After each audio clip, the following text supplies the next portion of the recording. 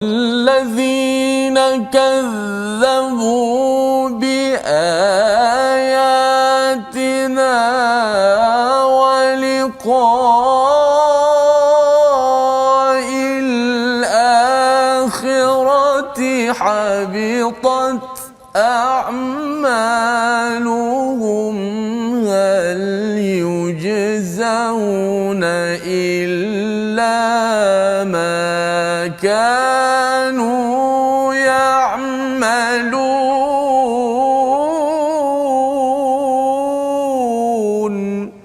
صدق الله. Assalamualaikum warahmatullahi wabarakatuh. Alhamdulillah wassalatu wassalamu ala Rasulillah wa ala alihi wa man wala syada la ilaha illallah syada Muhammadan abduhu wa rasuluhu. Allahumma salli ala sayidina Muhammad wa ala alihi washabbihi ajma'in. Amma ba'du. Apa khabar tuan-tuan dan puan yang dirahmati Allah sekalian?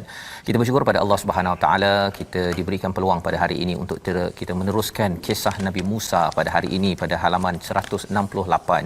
Untuk sama-sama kita menghayati perjuangan kisah ini, kita menghayati perjuangan yang juga diteruskan oleh Nabi Muhammad sallallahu alaihi wasallam dan juga ia menjadi panduan kepada kita memahami tentang psikologi individu-individu dalam masyarakat termasuk kita dan juga bagaimanakah kita berinteraksi dengan wahyu daripada Allah Subhanahu Wa Taala. Pada hari ini kita bersyukur kita bersama dengan Ustaz Tirmizi Ali. Apa khabar Ustaz? Alhamdulillah baik. Alhamdulillah Ustaz ya. Kita terus pada hari ini ya dengan kisah Nabi Musa yang amat menarik perjuangan Nabi Musa ini. Kalau sebelum ini kita bercakap tentang interaksinya bersama dengan Firaun dan juga Al-Malak, mereka yang pembesar-pembesar, dalam masa yang sama perjuangan Nabi Musa ialah mendidik kepada masyarakat Bani Israel yang dikenali degil. Bukanlah sekadar Bani Israel, kisah ini sepanjang Al-Quran wujud kerana ia memberi pengajaran kepada kita, janganlah kita jadi seperti Bani Israel, diberikan wahyu tetapi degil dan masih lagi mengikut kepada hawa nafsu dalam kehidupan. Jadi pada hari ini insya-Allah tuan-tuan dijemput untuk share di Facebook. Kita sama-sama mulakan dengan doa ringkas kita. Subhanakala ilma lana illa ma 'allamtana innaka antal alimul hakim. Rabbi zidni ilma. Ya Allah, tambahkanlah untukku ilmu. Kita mulakan dengan Ummul Quran Al-Fatihah dipimpin oleh Ustaz Tirmizi Ali. A'udzu billahi minasy syaithanir rajim. Bismillahirrahmanirrahim. Alhamdulillahi rabbil alamin. الرحمن الرحيم مالك يوم الدين إياك نعبد وإياك نستعين اهدنا الصراط المستقيم صراط الذين أنعمت عليهم غير المغضوب عليهم ولا الضالين.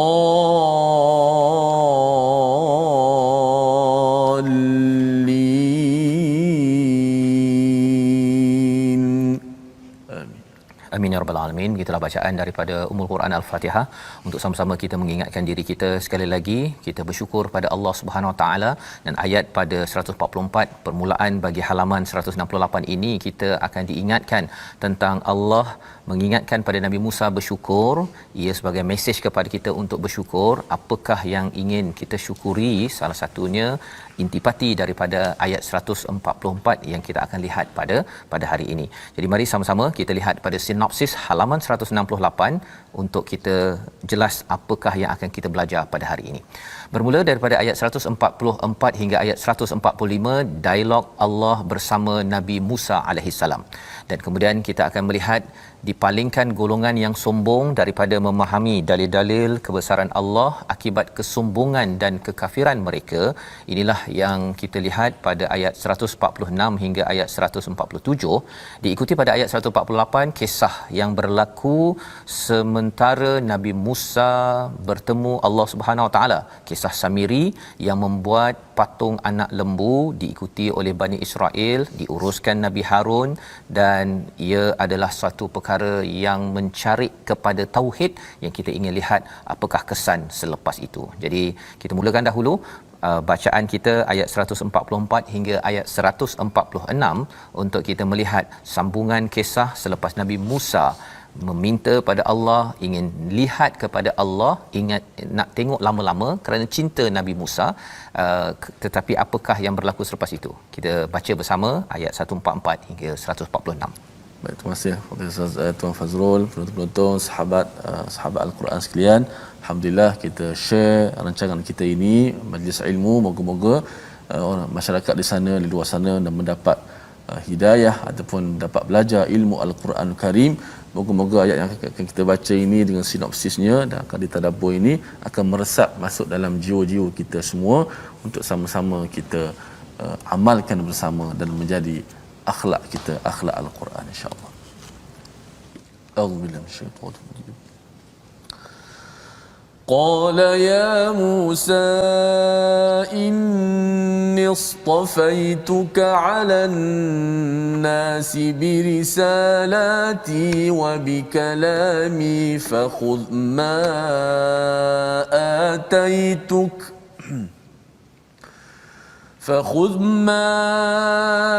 آتيتك وكن من الشاكرين. وكتبنا له في الألواح من كل شيء موعظة وتفصيلا لكل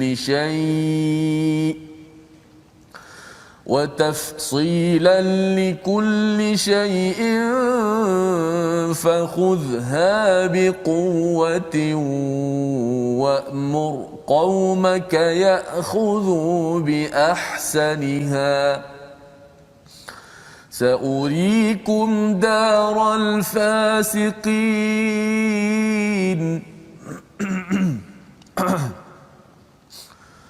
سأصرف عن آياتي الذين يتكبرون في الأرض بغير الحق وإن يروا كل آية لا يؤمنوا بها وإن يروا سبيل الرشد لا يتخذوه سبيلا وإن يروا سبيل الغي يتخذوه سبيلا ذلك بأنهم كذبوا بآياتنا وكانوا عنها غافلين.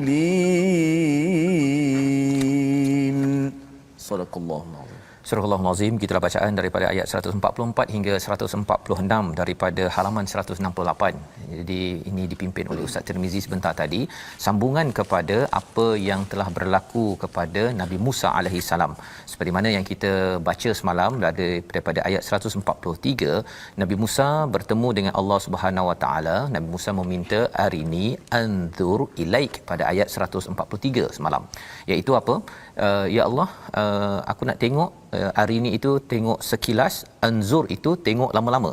Tetapi Allah menyatakan kamu kena tengok lama-lama dekat jabal, ya, dan kemudian tengok apa yang jadi.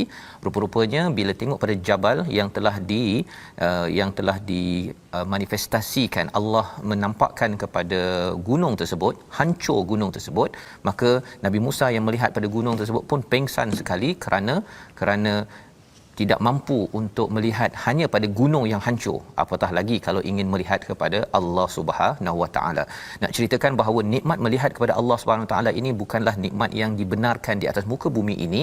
Allah menyatakan perkara tersebut menyebabkan Nabi Musa bertaubat, memohon ampun kerana ia adalah nikmat, tanda cinta. Nabi Musa cinta kepada Allah Subhanahu taala, tetapi ia bukannya di sini, ia adalah satu nikmat yang ditangguhkan apabila sampai di akhirat nanti. Wa ana awwalul mukminin. Jadi Nabi Musa mengaku bahawa sayalah orang yang awal sekali yang akan beriman. Maka kata Allah Subhanahu taala, Allah berfirman, ya Musa pada ayat 144, innistafaituka, sesungguhnya aku memilih kamu daripada kalangan semua manusia untuk membawa risalah, ya, banyak risalah dan juga wabikalami, dan dengan firmanku, kata-kata daripada Allah, fahuz ma ataituk wa kum minasyakirin, ambillah, ya, dengan betul-betul apa yang telah datang padamu, jadilah di kalangan orang yang bersyukur. Apa maksud risalati, ya, risalah adalah mesej suruhan-suruhan Allah kepada Nabi Musa. Nabi Musa kena bawakan kepada kaumnya. Contohnya bila Nabi Musa diminta untuk membawakan perintah menyembelih lembu contohnya, ya, untuk membuktikan siapa pembunuh kepada salah seorang daripada individu pada zaman Bani Israel, bersama dengan Bani Israel. Jadi itu satu risalah ataupun mesej. Selain daripada itu ialah mesej yang ada pada Taurat. Ya, Nabi Musa mendapat Taurat. Selepas ini kita akan lihat perkara tersebut. Itu adalah risalah.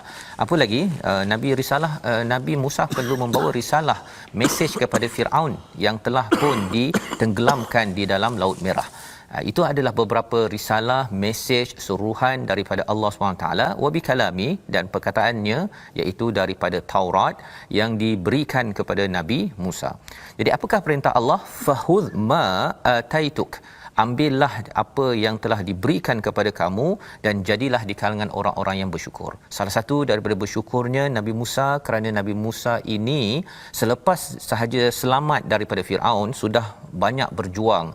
Kemudian bila sudah selamat, si kaumnya memohon untuk mendapatkan pada waktu itu Tuhan, berhala, untuk dibuatkan berhala kepada mereka. Penat berjuang ini, tetapi Nabi Musa masih lagi boleh bertemu dengan Allah Subhanahu Wa Taala, ya, bila minta untuk tengok, kemudian Allah jelmakan kepada gunung, Nabi Musa pengsan.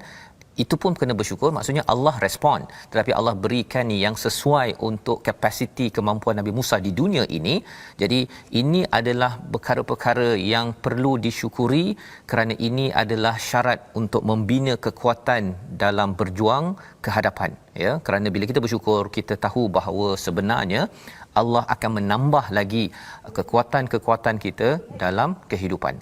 Jadi pada ayat 145, ya, dan telah kami tuliskan untuk Musa pada lauh, iaitu Taurat, ya, pada papan-papan yang ditulis segala sesuatu sebagai pengajaran dan penjelasan. Istilahnya mau'izatan wa tafsila, ya, ada pengajaran, mau'izah, dan juga penjelasan. Mau'izah ini adalah peringatan, ya, untuk memperingatkan sesuatu perkara yang kadang-kadang nasihat itu sesama manusia tidak jalan.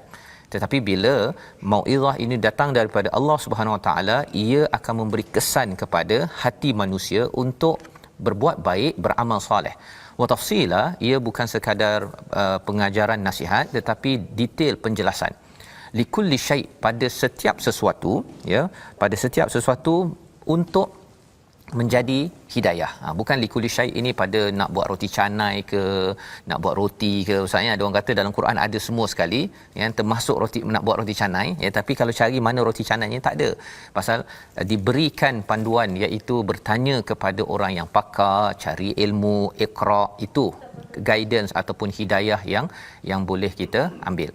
Fakhudha biquwwah. Perkara penting yang juga telah dijelaskan pada ayat 144 ialah perlu diambil, pegang Taurat itu dengan betul-betul bersungguh-sungguh. Wa'mur qaumaka ya'khudhu bi ahsaniha. Ini amat menarik, iaitu bukan sekadar Nabi Musa kena pegang elok-elok Taurat itu, buat yang terbaik, tetapi perlu menyeru kaumnya untuk mengambil bi ahsaniha, ya, mengambil yang terbaik. Jadi apabila kita ambil pelajaran ini bukan sekadar untuk Bani Israel, tetapi pengajaran untuk kita juga. Di dalam Al-Quran ada, Ustaz, ya, bila bercakap tentang ciri ulul albab, salah satunya ialah yastami'una al-qaul fayattabi'una ahsanah. Kita dengar yang terbaik, dan kemudian kita dengar semua perkara dan kemudian pilih yang terbaik. Jadi apakah poinnya? Ya khudhu bi ahsaniha ini bila kita nampak dalam al-Quran suruh kita solat. Aqimis solah, bukannya kita sekadar dirikan solat itu Zuhur pukul 3.30 petang, ataupun kalau kita bayar, kita buat sedekah itu kita bagilah 10 sen setahun, bukan begitu.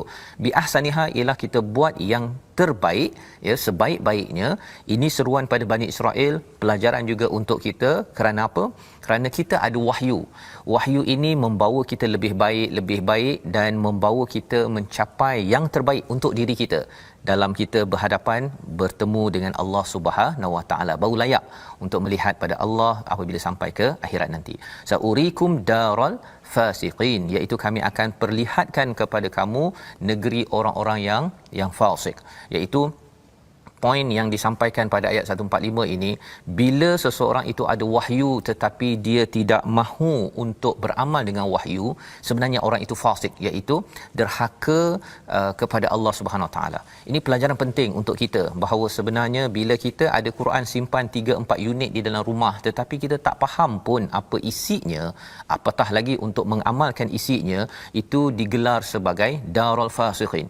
Ini adalah satu perkara yang mencemaskan, ya. Tapi inilah peringatan Allah kepada Nabi Musa, ya, agar jangan sampai kaumnya itu ada Taurat tapi dibiarkan sahaja, ataupun menjadi orang yang fasik. Dia tak kisah pun apa yang Allah perintah, tak kisah, padahal Allah sudah pun memberikan wahyu sebagai panduan likulli syai.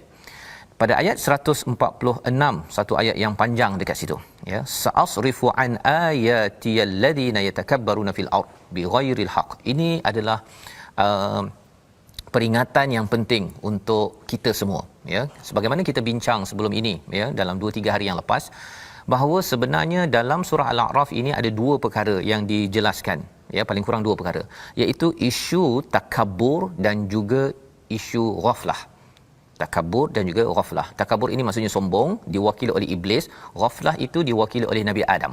Jadi bila kita lalai, Nabi Adam lalai, maka kesannya dia terpengaruh untuk mendekati kepada syajarah, ya, kepada pohon di dalam syurga, tetapi dia bertaubat. Tetapi bagi iblis, bila dia sudah disuruh, dia lalailah awalnya, ya, bila disuruh untuk sujud kepada Nabi Adam, ya, menghormati Nabi Adam, dia tak buat, dia lalai. Tetapi lepas itu dia sombong. Itu yang menyebabkan dia dilaknat oleh Allah Subhanahu Wa Taala. Jadi di dalam ayat yang ke-146 ini, akan aku palingkan daripada tanda-tanda kekuasaanku orang-orang yang menyombongkan diri di bumi yang tanpa alasan yang benar, ya. Jadi ini adalah satu perkara yang menggetarkan kita, ya. Silap, lalai itu normal, ya, kerana kita adalah insan, selalu terlupa. Tetapi bila kita tersilap, jangan kita tak mengaku silap. Nauzubillah min zalik, ya. Kita doa pada Allah Subhanahu taala. Pasal kalau kita tak mengaku silap, kita mula sombong, maka Allah kata sa'asrifu an ayati alladhina yatakabbaruna fil ard bighairi haqq. Iaitu Allah akan palingkan orang itu nampak kebesaran Allah, dia dah tak ada kesan dah. Ya, diberikan peringatan, diberikan ayat Quran, diberikan COVID-19, dia dah tak kisah dah. Dia tak nampak bahawa ini adalah peluang untuk yadarraun, untuk makin tunduk kepada Allah Subhanahu Wa Taala. Wa in yarau kulla ayatin la yu'minu. Apa perangai orang takabur ini? Bila dah dapat begini, jika dia tengok ayat-ayat Allah, kebesaran-kebesaran Allah, la yu'minu biha, dia tak beriman. Wa in yarau sabila rushd la yattahizuna sabila. Bila dia nampak kepada jalan petunjuk, ya, yang betul-betul boleh bawa kepada kebaikan ini, dia tidak bersungguh-sungguh untuk yattahiduna sabila. Bukan dia tak beriman semata-mata, tapi dia tidak mengambil jalan itu. Tapi kalau jalan yang ghai, jalan yang sesat, dia akan ambil. Ini nak menegaskan apa? Menegaskan bahawa orang takabur ini, dia boleh sampai tahap dia tidak beriman, satu. Tapi kadang-kadang mungkin dia beriman, ustaz, ya. Dia mungkin masih beriman lagi pada rukun Islam, masih lagi IC-nya masih lagi Islam. Tetapi dia mungkin tidak la yattakhizuna sabila. Dia tak akan ambil jalan rushd, jalan petunjuk.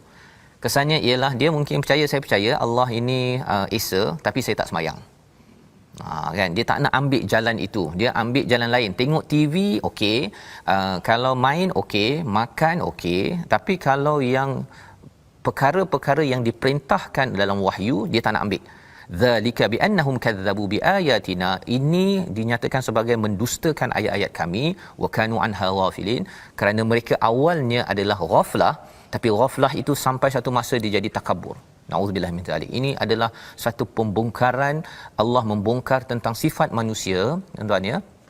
Kita mungkin tak tahu suatu perkara, kita boleh belajar, orang tegur.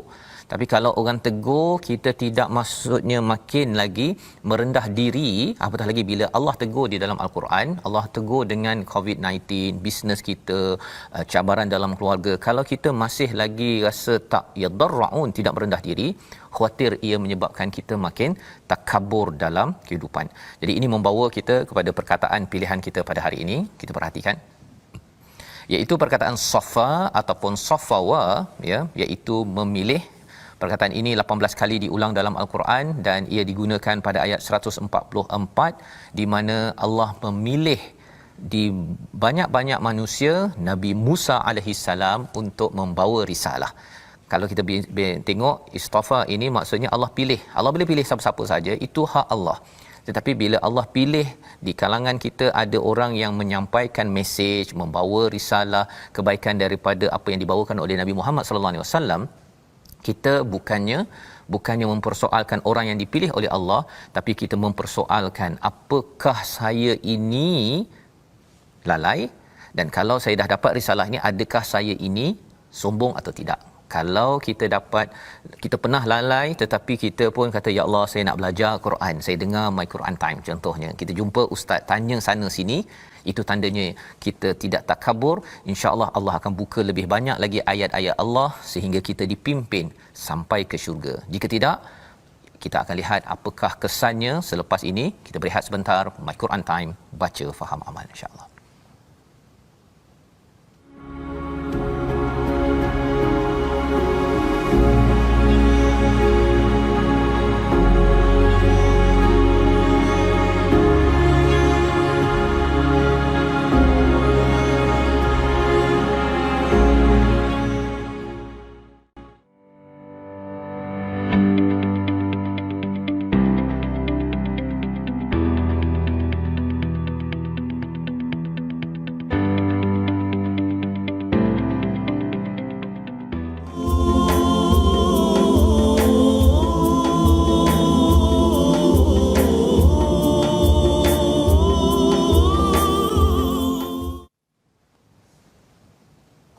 sallallahu alaihi wasallam, al-kibru batarul haqq wa ghamtun nas. Sabda Nabi SAW, al-kibru, takabbur adalah sifat sebagaimana yang didefinisikan oleh Nabi SAW sendiri, ialah sebagai menolak kebenaran dan juga merendah-rendahkan manusia. Inilah sifat yang kita diharamkan untuk memiliki sifat ini. Kalau ada, kita cabut cepat-cepat sifat ini daripada diri kita. Kita kena ubati, kena rawat dengan Al-Quran, tadabbur Al-Quran. InsyaAllah mudah-mudahan sifat ini tidak ada pada diri kita, kerana ia boleh orang kata apa, boleh menghalang untuk daripada kita masuk ke syurga Allah Subhanahu Wa Taala. Terima kasih kepada penonton-penonton dan sahabat-sahabat kerana terus setia istiqamah dalam My Quran Time, baca faham amal. Kita terus share, kita sebarkan rancangan kita ini. Alhamdulillah. Baik, hari ini kita nak belajar berkenaan ilmu tajwid. Kita nak sambung semalam berkenaan dengan ikhfa hakiki. Kita nak mengukuhkan lagi berkenaan tajuk hukum nun mati ataupun nun mati dan nun sakinah ataupun tanwin. Kita lihat slide kita berkenaan dengan hukum ikhfa hakiki. Ikhfa sebagaimana disebut semalam, maksudnya tersembunyi ataupun ditutup, menutup satara. Istilah menyembunyikan huruf sukun, iaitu huruf nun mati ataupun tanwin, dengan satu sifat antara izhar dan idgham tanpa tasydid, serta kekal gunnah pada huruf yang pertama. Maksud kekal gunnah itu ialah gunnah tu pada nun. Kemudian bila kita dah sebut huruf selepas nun itu, tidak ada lagi gunnah. Cara bacaannya, hurufnya ada 15. Satu jaza saddaka fathiq datadhin syadzin, 15 huruf. Apabila nun mati ataupun tanwin bertemu salah satu daripada huruf ikhfa yang 15 itu, maka wajib kita ikhfakan. Kita lihat contoh. Likullin syai'in fakhudha. Ada dua likulli syai'in fakhudha. Maaf, satu. Tanwin pada hamzah berjumpa dengan fa. Aijalan jasada. Aijalan jasada. Tanwin berjumpa dengan jim. Kemudian nun berjumpa dengan qaf. Min qablu. Min qablu. Wa tahdi man tasha' wa tahdi man tasha' nun bertemu dengan ta. Okey, penonton-penonton, sahabat-sahabat Al-Quran sekalian, bagaimanakah cara kita nak menyebut huruf ikhfa ini? Ialah kita ambil satu contoh, nun bertemu dengan fa. Anfusikum. Boleh apa ni? Nun bertemu dengan fa. Daripada hamzah kita sebut a, mulut kita terus pergi pada makhraj fa. Jangan mulut kita sebut, lidah kita pergi pada nun, tak ada lagi. Anfusikum itu izhar. Kalau kita baca anfusikum, itu bacaan izhar dan tak boleh. Kita di sini kita baca kena ikhfa. Okey, so nun itu hanya ada pada gunnah di khayshum, di hidung. Selepas kita sebut hamzah a, okey, mulut kita, lidah kita jangan pergi makhraj nun. Yang pergi nun biar kerja hidung saja. Dengung dekat hidung. Daripada a, mulut kita, lidah kita terus berpindah pergi kepada huruf fa. So sebab tu kita kata ikhfa ini, nun ini disembunyikan. Sembunyi kat mana? Diletakkan di mana? Disembunyikan di sisi huruf selepas itu. Kalau huruf fa lah. Kalau huruf ta lah. Kalau dot lah. Contoh kita, nun bertemu dengan fa supaya nak bagi faham. Daripada a, mulut kita sebut a, daripada makhraj a, terus kita pergi ke mulut kita huruf nak sebut huruf fa.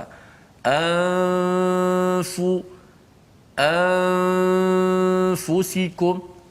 Gunnah hanya pada nun. Bila kita sebut huruf fa, gunnah dah tidak ada lagi. Tak boleh kita sebut fu, tak boleh fu. Kita masih lagi kekalkan gunnah pada fu. Fu dah tak ada dah. Kalau kita masuk selepas nun itu, sama ada huruf fa ke 15 huruf tu dah tidak ada gunnah kat situ. Gunnah hanya kekal pada huruf nun, huruf pertama, huruf nun di hidung. Okey, so bila kita kata anfusikum, nun bertemu dengan fa. Daripada hamzah, mulut kita terus pergi pindah daripada hamzah a kepada fa. Okey, nun itu hanya kekal pada gunnah. Jadilah anfusikum min duni min syai'. Kalau huruf qaf di belakang, min qa, kan, minkum. Kalau qafkah ni huruf ikhfa yang paling jauh daripada mulut. Okey, harap dapat faham. InsyaAllah selepas ini kita akan buat latihan setiap episod ni, latihan ikhfa daripada 15 huruf ikhfa. Kita akan ambil contoh satu hari 2 huruf sahaja sehingga habis 15 huruf ikhfa untuk kita dapat sama-sama latih ketika Quran Time, insya-Allah. Jangan lupa menonton Quran Time. Ustaz. Terima kasih diucapkan pada Ustaz Tirmizi memberi komentar, ya, berkongsi dengan kita ikhfa hari ini, Ustaz, ya. Izhar kita sudah pun lihat sebelum ini, dan hari ini kita melihat pada ikhfa dia ada izhar mutlak sebelum ini yang kita dah belajar, Ustaz, ya. Maksudnya bila nun bertemu dengan ya, bertemu dengan mim dalam satu kalimah, ya. Tapi kalau berbeza kalimah barulah dinamakan sebagai ikhfa. Itu idgham, ya. Bukannya ikhfa lagi. Baik. Jadi kita ingin meneruskan kepada ayat 147 hingga ayat 149, ya. Ini masih lagi kita nak melihat komentar awal tentang mereka yang sombong. Kalau kita perasan kisah Nabi Musa itu sekarang ini dia macam pause kejap, ya. Ini komentar-komentar, Ustaz, ya. Pasal dalam kaedah penceritaan dalam Al-Quran ini, kisahnya dia tak habis pun. Ada kesimpulan ataupun pelajaran daripada Allah. Kemudian sambung balik semula. Ya, dia tak macam filem yang terus menerus.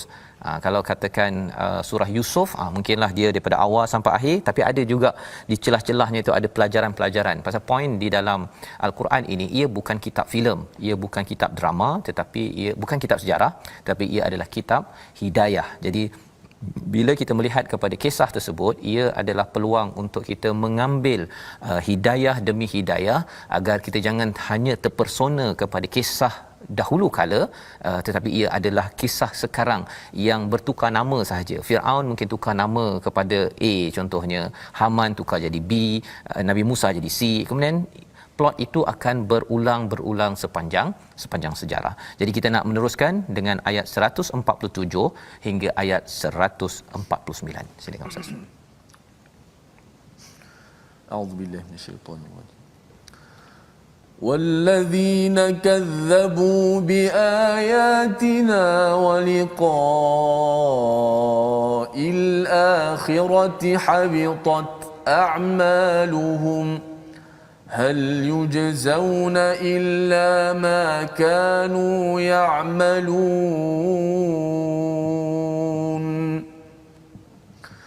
واتخذ قوم موسى من بعده من حليهم عجلا جسدا له خوار ألم يروا أنه لا يكلمهم ولا يهديهم سبيلا اتخذوه وكانوا ظالمين ولما سقط في أيديهم ورأوا أنهم قد ضلوا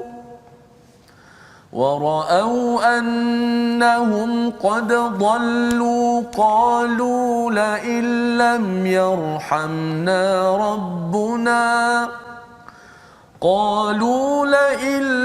يرحمنا ربنا ويغفر لنا لنكونن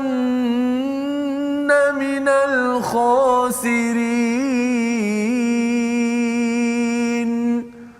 صدق الله العظيم. Surah Al-Azim itu adalah bacaan ayat 147 hingga ayat 149. Tuan-tuan membaca sebentar tadi untuk kita melihat sambungan daripada ayat 146 bila Allah menyatakan tentang orang yang sombong, mereka yang mendustakan ayat-ayat Allah, wa kanu anha ghafilin. Asalnya wa kanu anha ghafilin, asalnya ghaflah. Itu sebabnya tuan-tuan sekalian, dalam hidup kita ini bila kita lalai, ya, bila kita ghaflah daripada panduan daripada al-Quran, ia boleh membawa pada sombong. Orang sombong bukan tiba-tiba sombong. Dia mula-mula dia merendah diri je. Mana ada baby yang terus sombong, kan? Baby tu dia terus membesar, tak pernah pun kita nampak sombong. Tetapi kalau ia tidak dididik dengan panduan wahyu, bila ayah, bila pemimpin tidak mengingatkan kepada ahli keluarga, pada ahli masyarakat tentang apakah kitab ataupun panduan yang betul, ilmu yang betul, maka orang yang lalai itu lambat laun dia akan jadi sombong. Itu sebabnya kalau rahsia nak jadikan orang sombong, lalaikan dia. Itu cara syaitan, Ustaz, ya. Jangan kita buat begitu. Itu petua dia. Jadi lawan dia punya akas ataupun dia punya opposite. Okey, lawannya ialah kita memang kena pastikan orang tidak lalai. Salah satu cara lawan pada lalai ini adalah zikir, ya, ingat kepada Allah Subhanahu Wa Taala, dan Al-Quran nama lainnya adalah az-zikr, ya. Makin lagi banyak kita membaca al-Quran, makin lagi kita berzikir, makin lagi kita menunaikan solat, insya-Allah kita tidak mungkin akan lalai dalam kehidupan. Maka Allah kata pada orang yang mendustakan ayat Allah ini, apa katanya?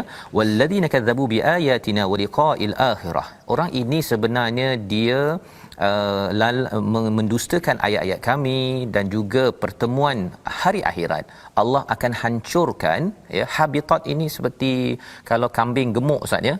Gemuk kambing tersebut, ingatkan kambing tu sihat tapi rupanya dia keracunan makanan. Dia makan rumput yang racun, itu namanya habitat. Maksudnya ialah sia-sia nampak amal seseorang itu baik.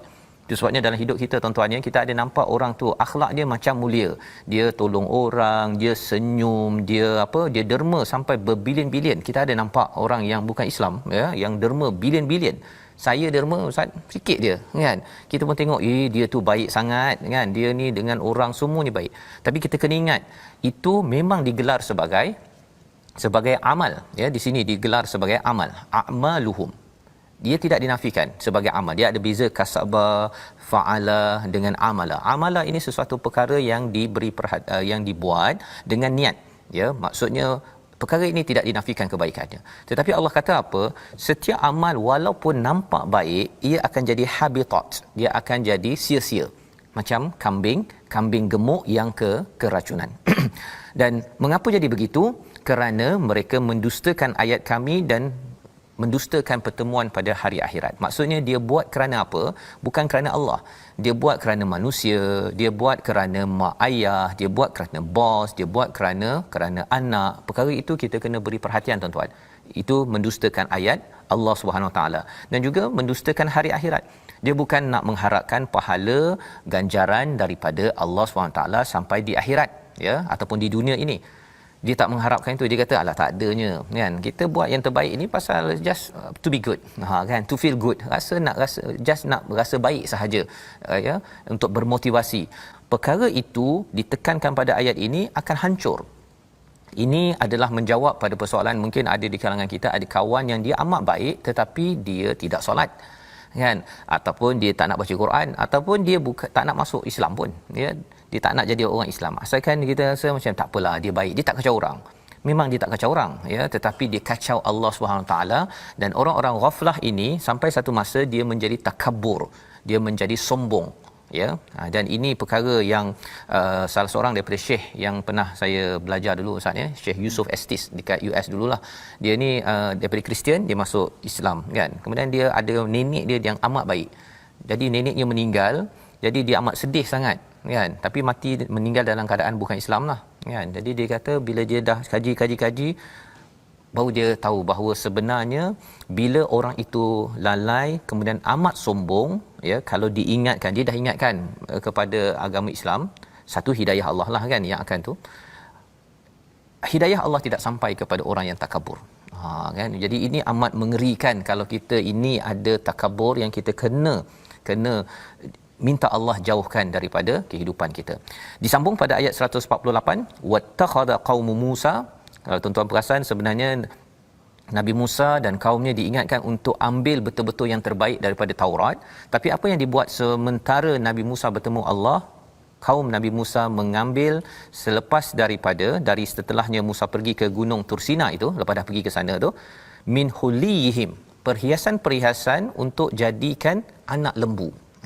Ya, jasadan lahu khwar, dan fizikal anak lembu itu, ya, dia boleh berbunyi, dia boleh bunyi bunyi macam lembu tu, kan, pasal adalah teknologi yang dibuat zaman sekarang ni mudah aja, Ustaz, ya. Zaman itu bila dapat buat begitu, mereka amat kagum, ya. Jadi apakah yang dinyatakan? Allah refute, Allah balas balik, alam yara annahu la yukallimuhum, ya. Sebenarnya kalau kamu tengok, dia tak bercakap pun, hanya keluarkan bunyi khwar itu sahaja.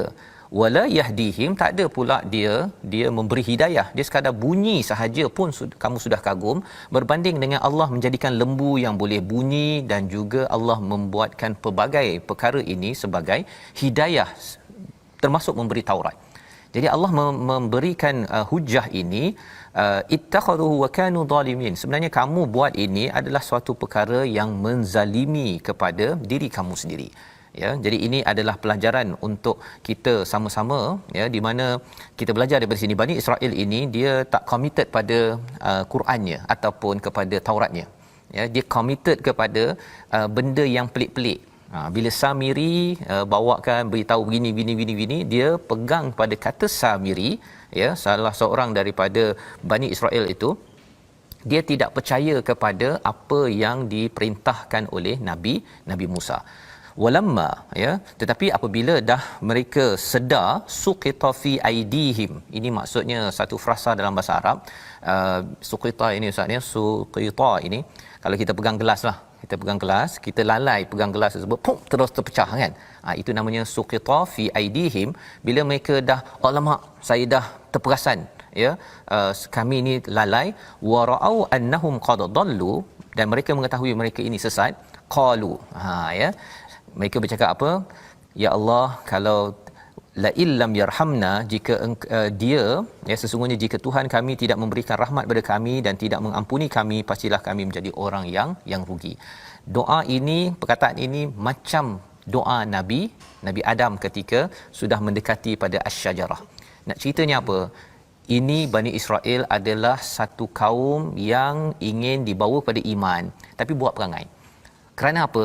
Lalai. Tetapi adakah mereka ini takabur? Mereka mengaku kesilapan. Ini perkara yang perlu kita belajar dalam hidup kita ini, tuan-tuan. Kalau ayah, pemimpin, ada nampak orang di kalangannya ini buat silap tetapi nak mengaku silap, yang itu insya-Allah itu kita kena terus didik seperti mana Nabi Musa. Jangan kita kata ini tak boleh pakai, ini apalah, tak committed kepada agama. Kita tak boleh cakap begitu. Pasal Nabi Musa diutus untuk mendidik mereka. Iman ada tetapi mereka tersilap, terbuat silap, terbuat syirik, ini teruskan mendidik. Ya, kerana apa? Kerana inilah perjuangan mengikut kepada orang-orang yang telah diberi nikmat di kalangan para nabi, siddiqin, syuhada was salihin, dan inilah kisah yang kita lihat pada hari ini, membawa kita kepada situasi pada hari ini. Sama-sama kita perhatikan, iaitu bagaimana kita bercakap tentang Bani Israel, ya, mempersoalkan Nabi Musa ni dapat apa sebenarnya bila berjumpa dengan Allah Subhanahu Wa Taala, ya. Di sebahagian kanan itu dicakapkan entah-entah dia tak jumpa pun Tuhan, ya. Mereka mempersoalkan perkara-perkara keimanan ini mencabar kecuali apabila dia diasaskan kepada kehambaan, berasaskan dalil, ya. Dan di bawah itu entah-entah ayat-ayat Tuhan itu dibuat-buat, okey. Itu perkataan Bani Israel. Mereka ini ingin dipimpin, ya, tetapi mereka juga buat perangai tersebut. Dan akhir sekali di sebahagian kanan bawah itu bercakap tentang lembu yang dibuat daripada emas. Ini adalah lambang kesyirikan. Mereka terpeleot, ya, terjejas, tetapi mereka akhirnya mengaku bahawa mereka membuat silap kepada apa perkara syirik yang disampaikan. Jadi ini adalah bahagian seterusnya kisah Nabi Musa yang akan bersambung esok, insya-Allah. Kita ambil resolusi daripada ayat 100 ataupun halaman 168 ini, ya. Iaitu resolusi kita, apakah yang boleh kita ambil pelajaran? Yang pertama, kita tengok resolusi pada ayat 144, berpegang teguh pada wahyu. Zaman kita Al-Quran, pada zaman mereka itu adalah Taurat, untuk menjadi orang yang bersyukur. Itu yang pertama. Yang kedua, berpegang sekuat-kuatnya pada mesej daripada Allah. Maksudnya bukan sekadar kita beriman, tapi kena buat. Kerana kalau kita tak buat setelah kita ada Quran, sebenarnya kita digelar sebagai orang yang fasik, yang naudzubillah, kita harap kita tidak jadi begitu.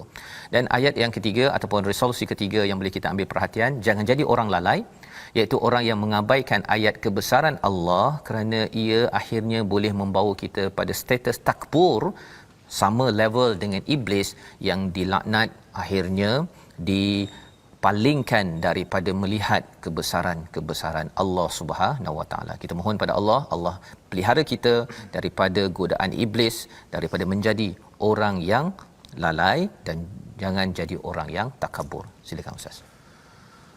Bismillahirrahmanirrahim. Alhamdulillahi rabbil alamin, wassalatu wassalamu ala Rasulillah.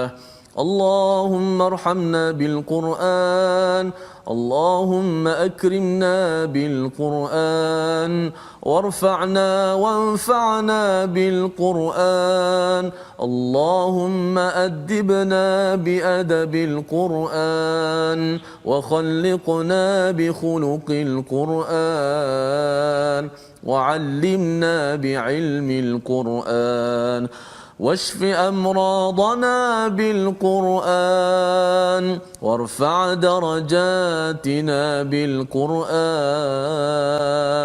يا حنان يا منان، واكشف الهم والغم والكرب عنا بالقرآن، اللهم ارحم أمواتنا بالقرآن، يسر حسابهم بالقرآن، وسع مدخلهم بالقرآن، ثبت عند السؤال ببركة القرآن، ثبتهم عند السؤال ببركة القرآن، أدخلهم الجنة بشفاعة القرآن والحمد لله رب العالمين.